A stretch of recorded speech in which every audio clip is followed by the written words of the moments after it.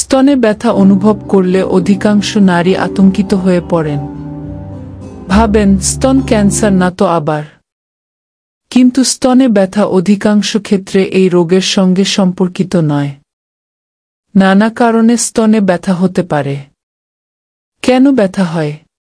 মাসিক চলাকালে বা আগে পরে নারীদের স্তনে ব্যথা স্বাভাবিক। হরমোনের পরিবর্তনের কারণে এ ব্যথা হয়। পিরিয়ড শেষ হলে ব্যথা থাকে না। গর্ভধারণের সময় নারীরা স্তনে ব্যথা অনুভব করতে পারেন। সাধারণত গর্ভধারণের ৩য় মাসে ব্যথা শুরু হয়, কারণ তখন স্তনের আকার বৃদ্ধি পায়।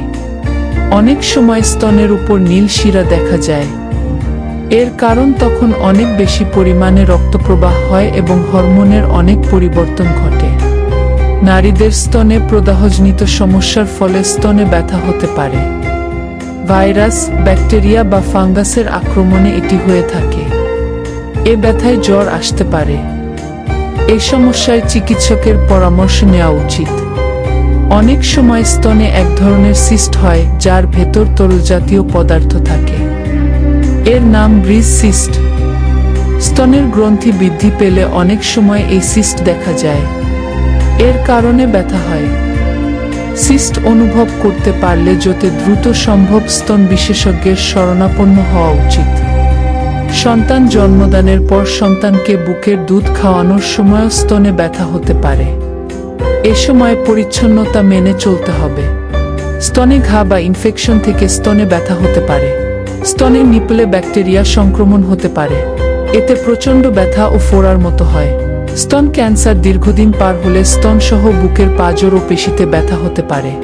সাধারণত শুরুর দিকে কোনো ব্যথা থাকে না। প্রতিকার ও করণীয়: স্তনের মাপ অনুযায়ী ব্রা পরুন। ছোট মাপের আচ্ছাদ ব্রা এড়িয়ে চলুন। কম চর্বিযুক্ত স্বাস্থ্যকর ও পুষ্টিসমৃদ্ধ খাদ্য গ্রহণ করবেন। দেহের ওজন নিয়ন্ত্রণে রাখুন। ভিটামিন বি6, ভিটামিন ই1, থায়ামিন ও ভিটামিন ই সমৃদ্ধ খাবার বেশি খান। খুব ব্যথা হলে পিরিয়ডের আগে পরে ব্যথা কমানোর ওষুধ খাওয়া যায়। চিকিৎসকের পরামর্শ অনুযায়ী ড্যানাজোলের প্রয়োগ করা যায়। ক্যাফেইন এড়িয়ে চলা ও লবণ কম খাওয়া উচিত।